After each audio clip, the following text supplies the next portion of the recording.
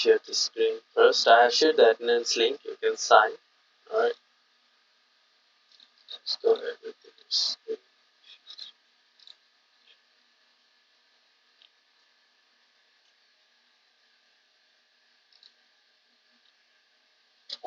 Okay, so firstly we'll go through the chapter 4 answers, and following that we'll also try to cover the chapter 5 as well today, because there's not a lot of it. Okay, so let's go ahead with the first questions. Alright, so this one is just asking which statement is what, empirical or subjective. So the first one is the probability of students will get a C or better in a statistics course is about 70%. This is an empirical, so this means that this is based on previous data or established data. Okay, the next one is also empirical, because it says the probability of a new fast food restaurant will be a success in Chicago is 35%. All right, and then the last two is the probability of interest rate will rise in the next 6 months. So this is subjective, because this kind of statements are usually made by someone in accounting field or this kind of field. All right, so they gather some data and they predict that this will be the change, but they do not have the empirical or the standard set of data that they base their result on. So that's why this one is subjective, as well as this one also, the unemployment rate will fall. This one is also subjective. Okay, this actually depends on how you interpret the sentence, because these are very short sentences, right? It doesn't mention whether this statistics is based on what context, right? If the context is mentioned, that will be more clear. But this is the basic idea of this kind of questions. All right, the next one is rolling two dice. If two dice are rolled one time, find the probability of getting these results. First one is a sum less than 9. So what does it mean? That the sum of those two dice results has to be less than 9. How many can be? Like it can be 1, 1, right? Then 1, 2, 1, 3, 1, 4, and so on. So whatever the sum has to be less than 9. And if you draw them out, each of them, all right, or write them down, you will see that there are 26 ways to get sum that are less than 9, and there are total 36 possible sums. All right, 1 1 is one sum, then 1 2 1 3 1 4 1 5 1 6, then 2 1 2 2 2 3 2 4, and so on. So there are 36 unique sums possible, and 26 of them are less than 9. So you divide 26 over by 36, or whatever you get is your answer, a sum less than 9. The next one is a sum greater than or equal to 10. Okay, so similarly you list out what sums are equal to or greater than 10 of both two dices. So you get 6 4, 5 5, 4 6, 6 5, 5 6, and 6 6. You have 6 results, but the total possible outcome of sums is still 36. So it's 6 over 36, 1 over 6. The last one is a 3 on one die or on both dice. Okay, what does it mean? That one of the dice has to be 3 and the other dice can be 3, or it might not be 3. Okay, so similarly you list out all of them. Okay, and just point out each with 1 3. Okay, so you will get around 11 of them. So 11 over 36, that's your answer. So you have to actually draw this one out for this question to clearly answer all these three. Okay, going on, the next question is human blood type. Human blood type is grouped in 4 types: O, A, B, and AB. Choose one American at random. Find the probability that this person has type O blood, which is 43%, or 0.43. Okay, B type O, 0.43. Then has type A or B. Okay, it has A or B. So if it has the word or in it, so you will add them. Okay, it's like the set, similar to set. When we use or A or B, we do A plus B, right? So we will add A and B. So it's 40 and 12, which will be 0.40 and 0.12, 0.52. Okay. And lastly, it says does not have type O or A. So this kind of question where it says that does not have O or does not have A or does not have something, usually we what we do is we subtract it from 1. Why 1? Because whenever we have a probability, all of those probabilities will add up to 1. So if you add all these 4, it will definitely add up to 1.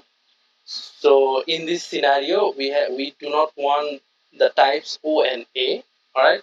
So we will minus B and AB from 1.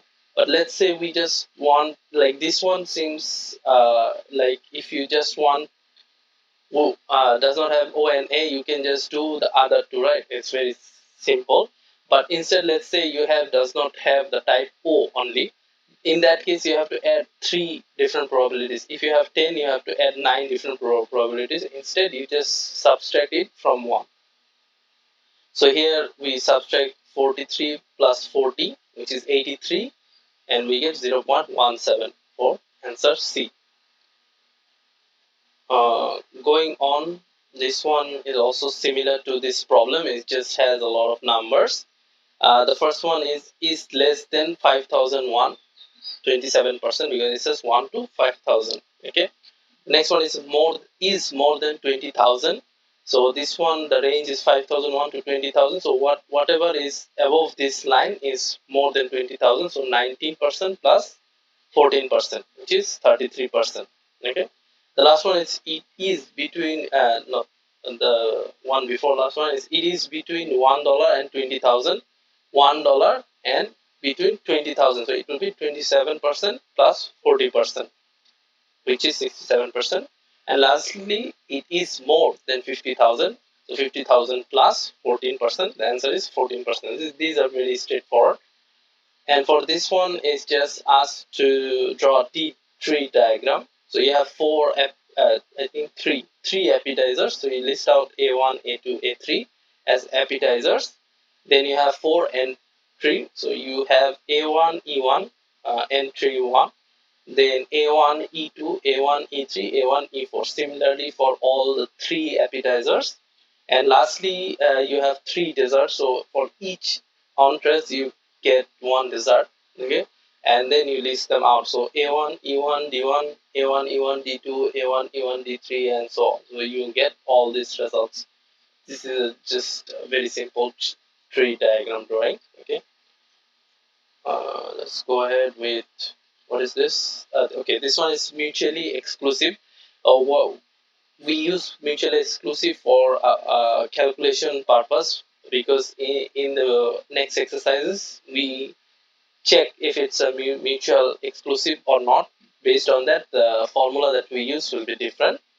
What does mutually exclusive mean? That one incident is not dependent on another incident. So the first one is roll 2 dice, get a sum of 7 or get doubles.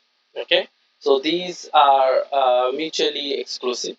Okay, then B, select a student in your college. The student is a sophomore and the student is a business major. No, why is it no? Because the student is a sophomore. If I'm not wrong, sophomore is like first year or second year, and the student is a business major. So it's talking about the same student who is in first year and business major. So these are not mutually exclusive. All right, so these are dependent on one another. Then the next one is select any course. It is calculus course and it is an English course. Obviously, a single course cannot be both, right? So these are mutually exclusive. The last one is also a registered voter. One is for Republican, another is for a Democrat. This will also be a mutually exclusive event. All right. We go this. These are like definitive things. So we just go over the math answers. Okay, so this one says the college degree is awarded.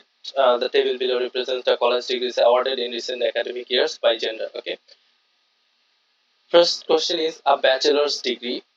We have to see how many students are in this university. So it says choose a degree at random, find the probability that it is a bachelor's degree.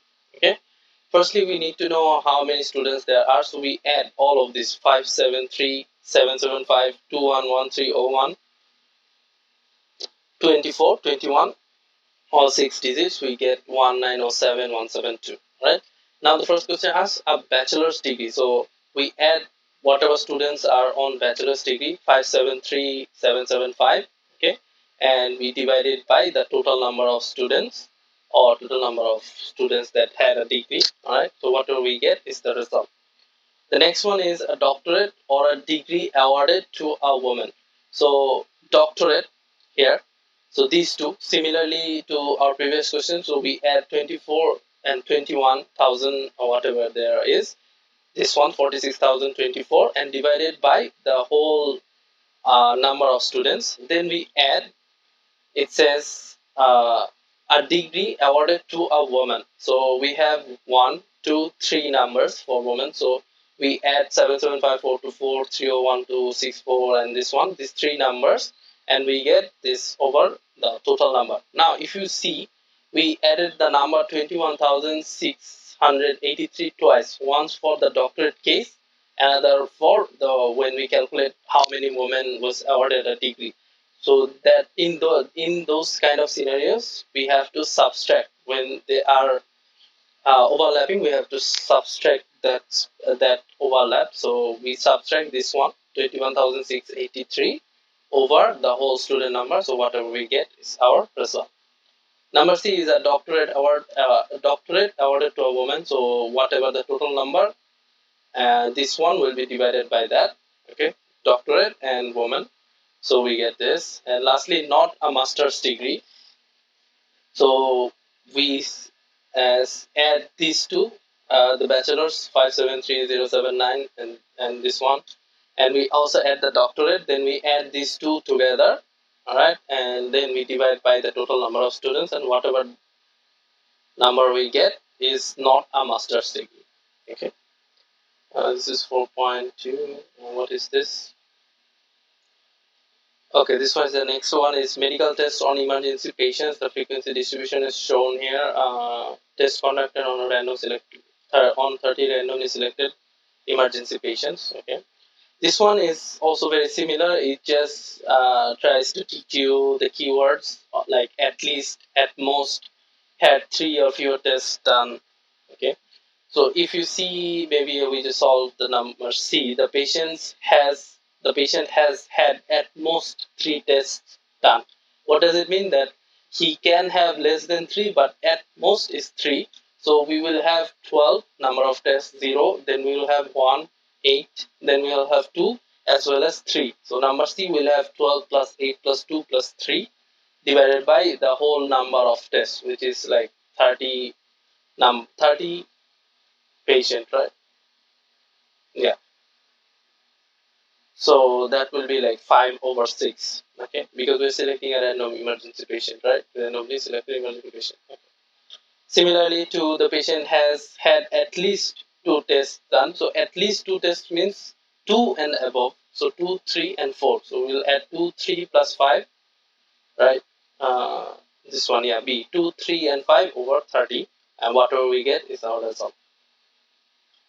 Okay, that's for 4.2. What is 4.3? 4.3 is multiplication rules. Okay, this one also has a theoretical part where we talk about independent and dependent variable. What these are is one event is dependent on another event.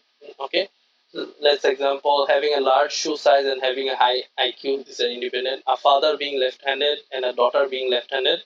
Although the answer is dependent, it is not like 100% necessarily dependent, because this is a trait that can be transmitted or cannot be. But yeah, if it says dependent, I guess dependent.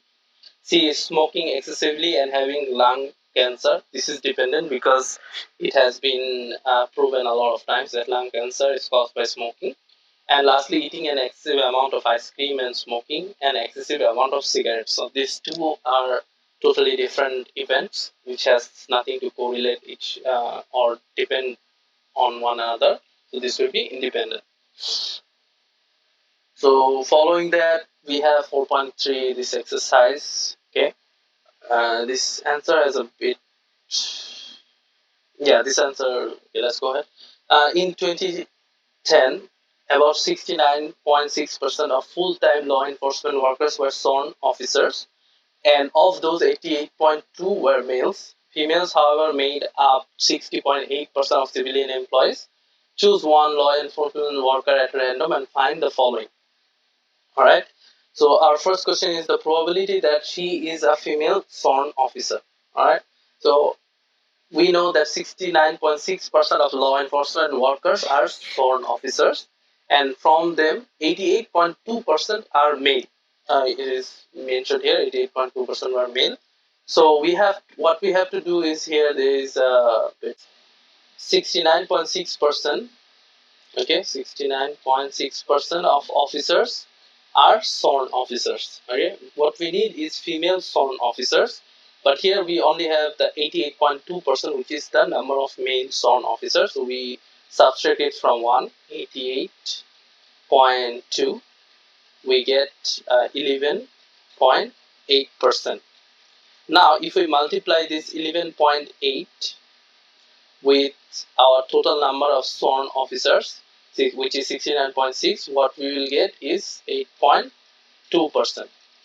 8.2%. So here the answer is correct, which is 8.2%, but the multiplication shown here is wrong. Okay, this will be as 0.118 times 69.6. That is the first answer. The next one is the probability that he is a male civilian employee. Similar to this calculation that we did on the right side, here it's given that the civilian employees are 60% of them are females, but it doesn't say how many percent is civilian employees. So how we get that? We subtract 1 minus whatever the sworn officer is, 69.6%, right? So we will get, let me see here, we will get 39.2%. 39.2%. So this is the number of what we call as civilian officers, 39.2%. And from here it says that the female are 60.8. We also do the similar to the previous one, 1 minus 60.8. We will get, I think, 60.8. We will get, okay, this one is 30.4. This one is 30.4. And this one is 39.2. So if we multiply these two, we will get our result, which is the probability that he is a male and civil employee. Okay, we go back to the slide, and the last one is the probability that he or she is a male or a civilian employee. Now we know that the total of male employees, both sworn and civilian, is 73%. How we know that? We multiplied this two. We multiplied 69.6 with this one and added the 30.41 times the 39.2. Okay, and the total civilian employee is 30.4. Thus, so we check how many male employees are there. 73.3. The next one is how many civilian employees. It's not talking about male or female, right? It's just saying how many civilian employees are there. We say 30.4. How we get 30.4? We subtract this one from 1. Okay, so now if you look carefully in the civilian part, we have male civilian officers as well, right?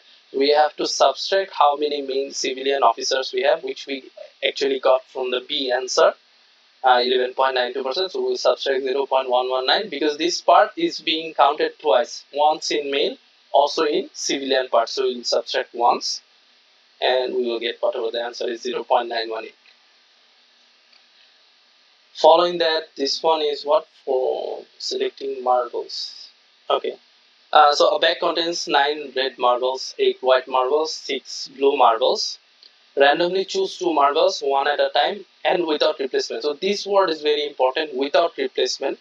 What it means that once you pick up a marble, the number of marbles for the next choice is reduced by 1 because you already picked up 1 marble, and it cannot be replaced. So you pick up and you drop it back on. So you have to take note of this word, without replacement.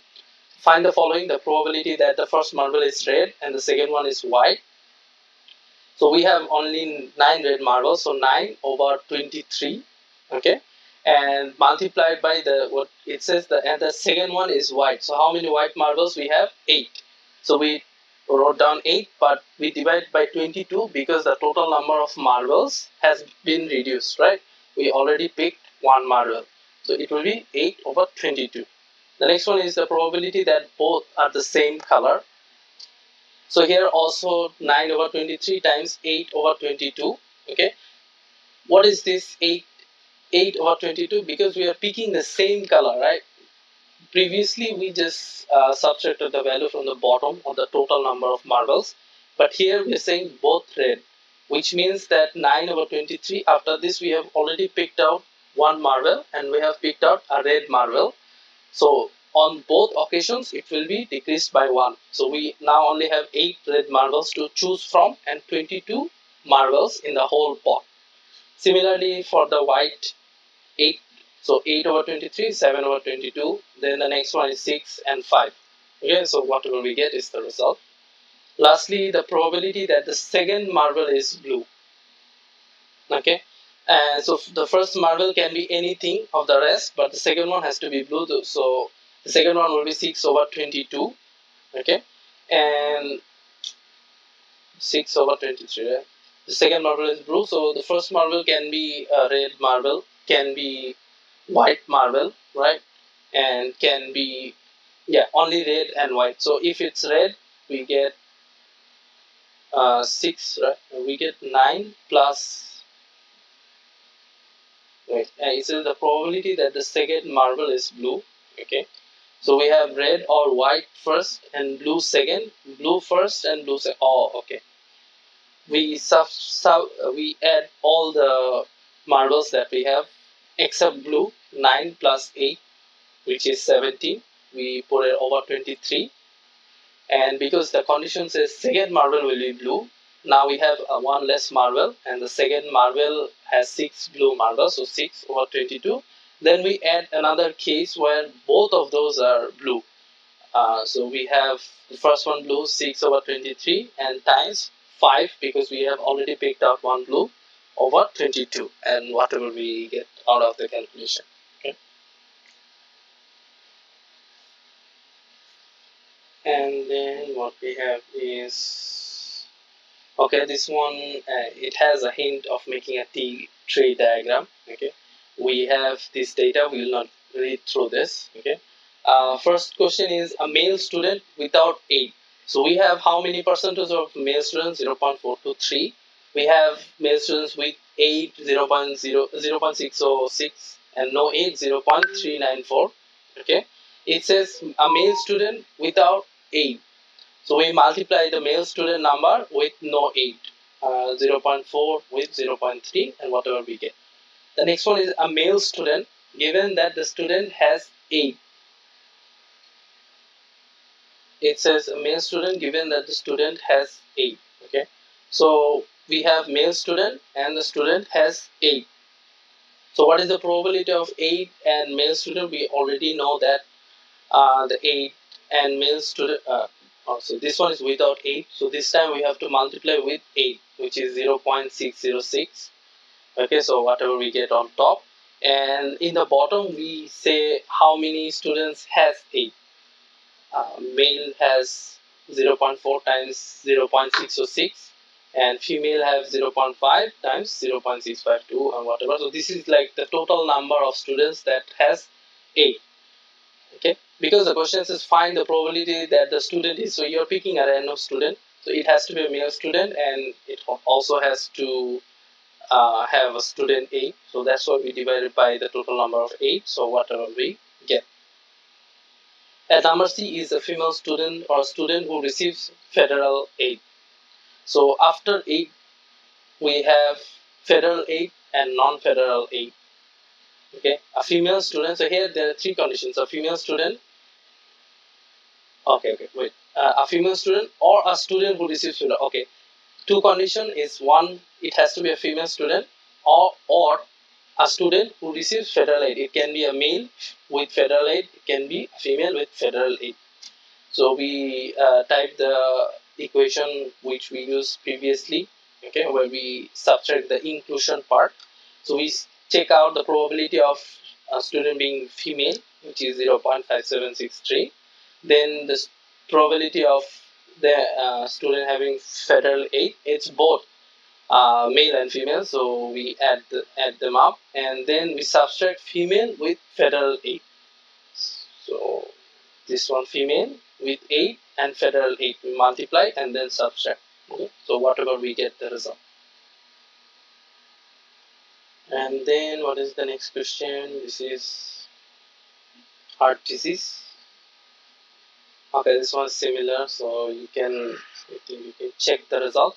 So this one is just saying that I think choose 2 deaths at random, which is the probability that at least one is from heart disease. So that's why we have square. We are choosing that both of the diseases from uh, heart heart disease. Whatever result we get, we subtract it from 1. So 0.438% is that probability at least one is from heart disease, not both. Okay. Then what is this one? This one is type of blood with RH plus RH minus. Okay. This one is also similar. You guys can see the answer here and you can match how you solved it. Okay. It's just the or on the addition. Okay. I think you can refer back to this recording and see the results. Okay. And then what we have is 4.3. This one is also similar to this one. Here instead we have 3. At least one of the 3 gets exercised, so we subtract 1 from we subtract this whole cube from 1, and what we get is at least 1 gets enough exercise. Okay. What else is there? Okay. So then counting rules. Counting rules is not something that needs explanation. It's based on the formula. So you have permutation and computation. Okay. You guys can check this result. So it says that given the characters this and this, how many 7 character passwords can be made. So we know how many characters we have, 7, and the total number of letters and numbers are 12. So we have 12 factorial, 12 minus 7, because 7 character password, whole factorial, and whatever the result. And the next one is how many, if you have to use all 4 numbers as the first 4 characters in the password. So if you have already used 4, now how many do you have left out of 7? Only 3, right?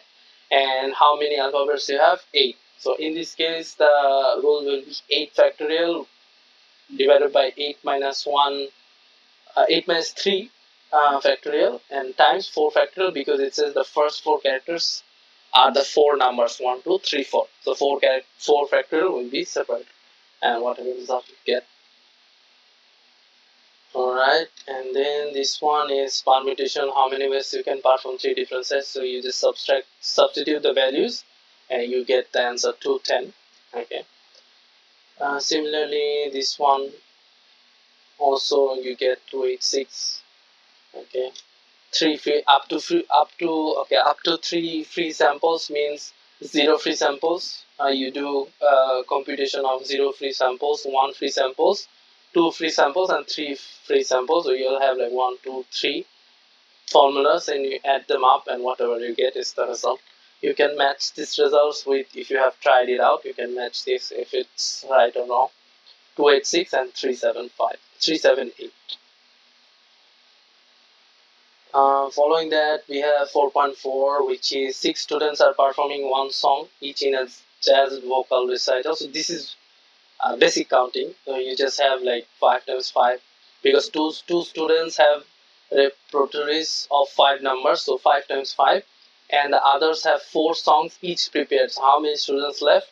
4, right? Because total was 6. So 4 students each have 4 prepared. So 4 times 4 times 4 times 4, whatever you get is the result, 64,000. Okay, this one is also a normal permutation. I think normal. Yeah, no, 4 permutations. Yeah. How many ways can be chosen if the president must be selected from sitting president, vice president? So 4 steps. So you choose uh, Yeah, 4-4-1, and the last one is 9-1 because the last is the secretary from the sitting secretary treasurers and the treasurer from everybody who's left behind. So you have 12, I think 12, yeah. So you have chosen 3, so 9 is left behind. So that's why the last permutation is 9p1, and then 4 times 4 times 4. And this one. So you guys can check this, just cross check these results because permutation and combination is pretty straightforward. Okay. This one is also probability and counting rules. So this one just combines the previous probability rules, the addition and multiplication rules, with permutation and computations. Okay, the probability that both are filled, 6 men and 7 women apply for 2 identical jobs. If the jobs are filled at random, find the following: the probability that both are filled by men. So we have 6 men filling 2 jobs. So C, this one 6 and 2, and then 7 women filling 0 jobs. So 7C0, and we have total 13 people uh, filling 2 jobs, right? 30C2, whatever the result you get. Similarly, the next one is the probability that both are filled by women. So this, in this case, it will be 6C0, 7C2, because 7 women and 2 jobs are filled by them. The bottom part will be the same, 13C2. Okay, and so on. You can check the results: 0.1 and 2, 0.296, 0.538, and 0.013. Okay, and then the winning ticket, if 50 tickets are sold at 2 prizes are to be awarded. Find the probability that one person will win 2 prizes if the person buys 2 tickets. Okay, one person will win 2 prizes if that person buys 2 tickets. So 50 over 2 times, because already one ticket is bought, is the same formula as the previous one. So we have 49 over 1. So whatever we get is the result. Okay. Then what is this? A football team consists of 20 freshmen, 20 sophomore, all 4 are junior. Okay, same as previous one. All 4 are seniors because we have 10 seniors, so 10 C4, and the rest will be 0. 20 C0, 20 C0, 50 C0, and divided by 65 is the total number, and the positions we are filling are 4, so 65 C4, and whatever, this is the result.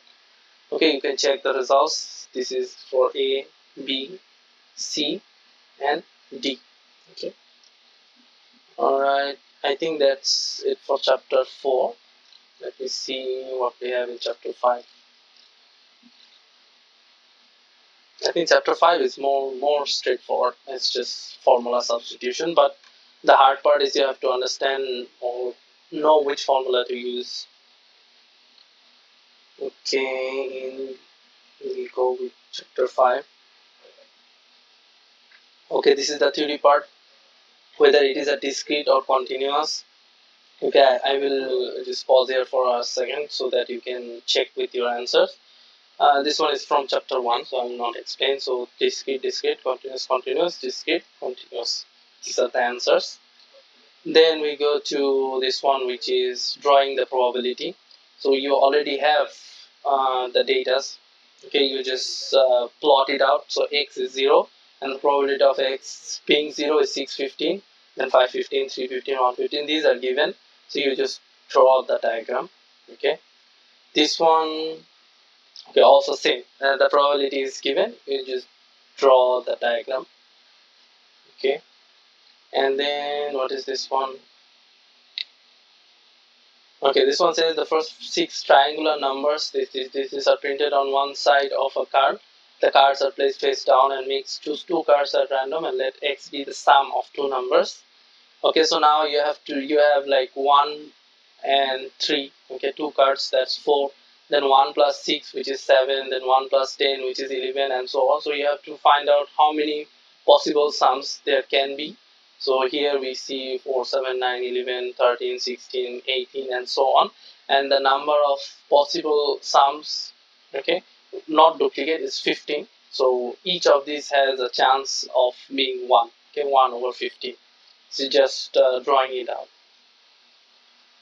Okay, and then the next one is what it says: at a drop in mathematics tutoring center, each teachers see 4 to 8 students per hour. Okay, the probability that a tutor sees 4 students in an hour is this one, 5 students this, 6 students this, 7 this. Find the probability that a student sees 8 students in an hour. Construct the probability distribution and draw the graph. Okay, for 4, 5, 6, 7 students is already given. Okay, so what will be the 8 will be, you sum all those up, 0.117456 and then subtract them from 1. So 1 minus 8.6, and what we get is the result for 8 students in an hour, 0.137, and then you just plot the graph. Okay, we go ahead with mean, variance, standard deviation. So these are also previous chapter ones, but here we are using them in this probability distribution, where we know that the x is this and the p of x is this, and the formula for mean is summation of x times p of x. So x times p of 0 times 0.90, 1 times 0.05, okay, and then 3 times 0.02, and whatever you get is the result for the mean. And what is this variance? The variance formula is summation of x square times p of x. So you have minus mean square, so you have to take care of one thing, is x square times p of x. Okay, there is a summation sign before, so you have to add all the x square times p of x, and then only then subtract the mean square from it. So we have this for each line. I think it's written out, x square times p of x 0.05, 0.0. So the summation is 0.35 and the mean is 0.7. So you sum all of them up, alright, and then only then subtract the mean square. You get whatever, 0.321, and the square root is the standard deviation. Similarly, this one also same. It has given you a probability distribution. You have to find out the x times p of x and also x square times p of x. Then put them in the formula and get the mean, variance, and standard deviation. Okay, this one, what is this? Okay, same. The distribution is given. You get the mean, mode, and standard deviation. Okay, and then what we have is this one. Okay, this one says what is your expected gain or loss. So by expected gain or loss, it's just another way of asking you what is the mean. So you get the mean of this standard deviation, which is x times p of x. After you do the calculation, you get 0.88. So this will be your mean or expected gain or loss. Okay, that's the answer for this. You can check back with your answer, 0.88. And then what is the next one? Find the expected value of the policy for the insurance company. Okay, so in such case, you have to see, this is what a 35-year-old woman purchases a 100,000 life insurance policy with annual payment of 360 based on a period of life table government. The probability she will survive that year is this. Okay, so 360 is what she's paying yearly, and the rate that she will survive is 0.999. So you multiply these two and then subtract what is the term life, 100,000, times what is the percentage that she will die, which will be like 1 minus 0.99 and this number, so 0.000943.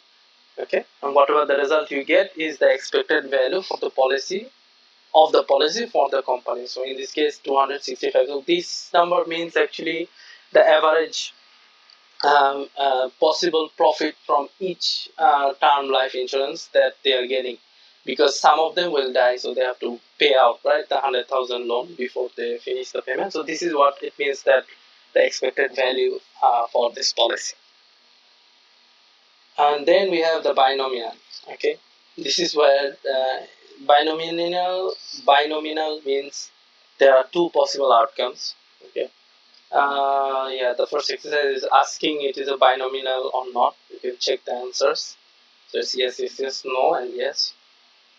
Okay, and then what we have is Okay, compute the probability of X success using the table B in appendix A. So table B, I think you guys know how to use the binomial table, right? It's chapter 5, right?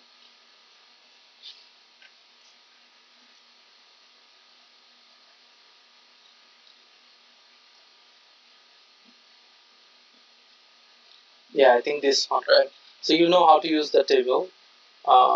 You just straight ahead use the table and get this value, because it says that using the table B in appendix A, these values are straightforward. It's just directly listed there. You just take out, use these three values to get this. Alright, so this is not something you will get wrong. And then it says compute the probability of X success using the binomial formula. So here it is not saying to use the table, because usually it's the n is 9 and 10, right?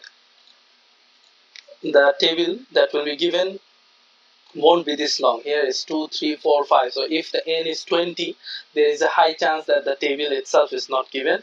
In such cases, you have to use the formula, the formula for calculating the binomial, which is the p of x is equal to n factorial. N is the total number, of course. N divided by n minus x factorial times p, which is the success rate of p to the power x, times q, which will be the failure, to the power n minus x. So here we will have, like, the first one, the n is 9. So 9 times the x is 0, so 0 times 0.42, which is the success rate, to the power 0, here x. And what is the q? Q is 1 minus 0.42. Here we get 0.58 to the power 9. Alright, so whatever we get. And similarly to the next one, it's 10 factorial, 5 factorial, 5 factorial, and p to the power q, I think, right? Let me see. P to the power x and q to the power n minus x. So x and n minus x here is 10 minus 5, which is also 5. Whatever result you get, 0.173. And then what is this? Okay, this one is using the same formula. Alright, the binomial formula. And it says that if values are not found in table B of appendix A, use the binomial formula. What it means that whenever the number of, let's say, the table is given until 7, okay, in 7, and the question is saying that choose 8 workers at random. So your number n, or the value n here, is 8. In such scenarios, if the table is not given, you have to use the binomial formula, which we showed just now. So you just substitute the formula, and whatever your value you get, that's the answer.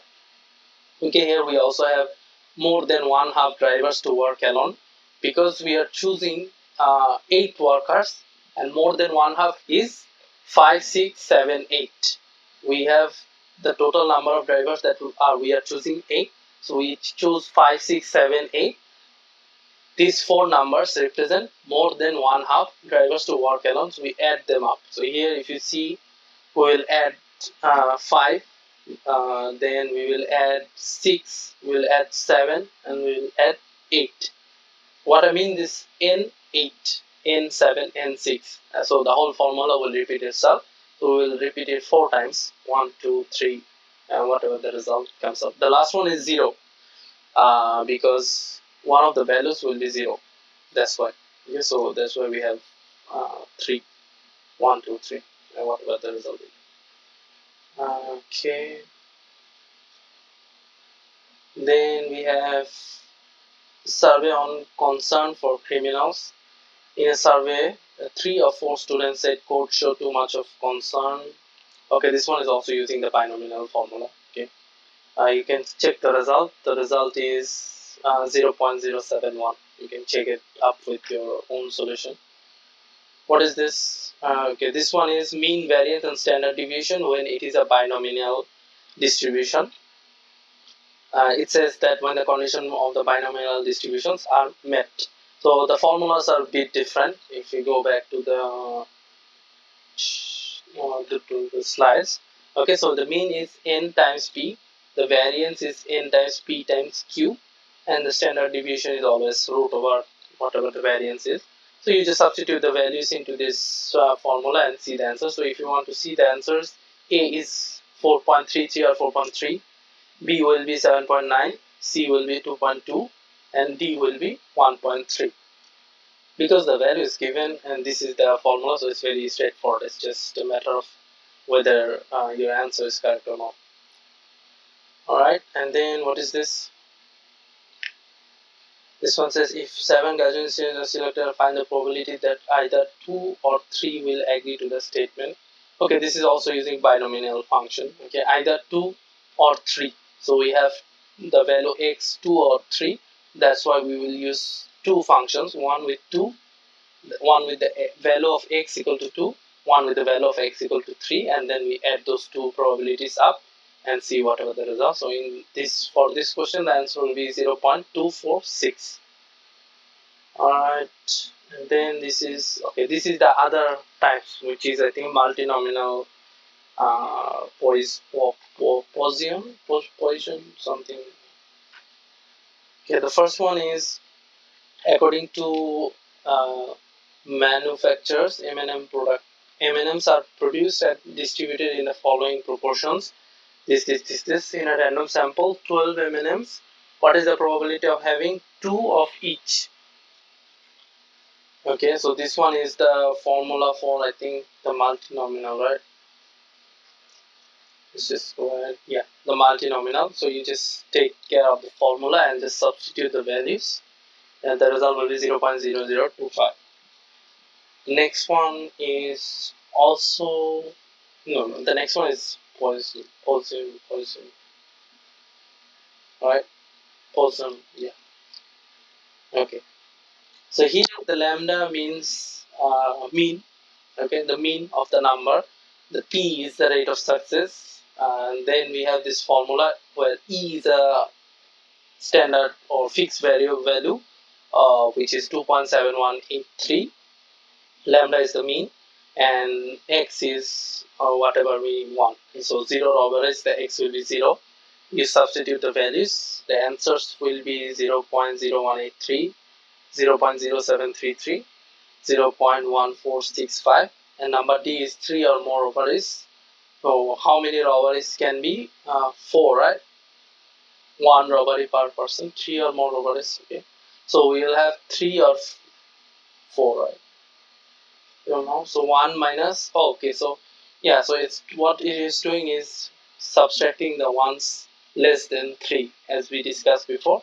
It's showing that 0 ovaries, 1 ovary, 2 ovary. It's adding all these 3 up and subtracting it from the number 1. Whatever we get is 3 or more. Okay? So 0.7619 will be the answer. Then what we have, this is the same formula, but here I think this one can be, the table can be used, the table C, because we have P1 and X 0.5. Sorry, the mean, the lambda is 0.5 and the X is 1, right? The probability, it has one misprint here. So the X will be 1 and the lambda will be 0.5. So the answer will be, it should be 0.3033. Yeah, 0.3033. Okay. This one, because it's in the table C, we do not use this formula, the formula for Poisson. And following that, what we have is 3 applications trying to find the probability that all three are college graduates. Okay, so we are choosing 5 students, and all 3 of them are college graduates. And then we're choosing 5 students. Then none of them are, the other part, or 5 are not. Okay, so 5 is 0, and the total number of students is 10. We're choosing 3. It's the same as the formula that we used before.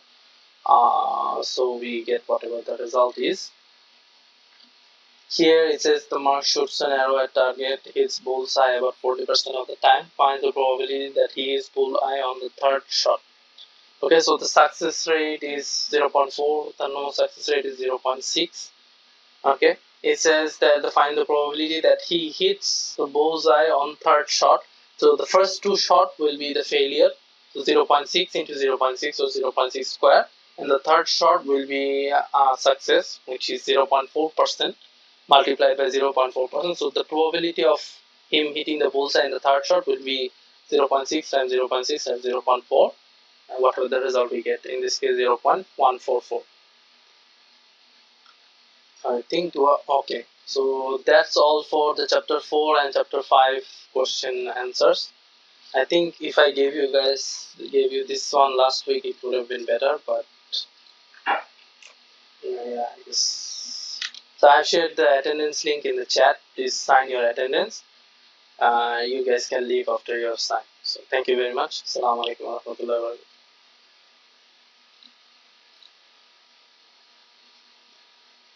Waalaikumsalam.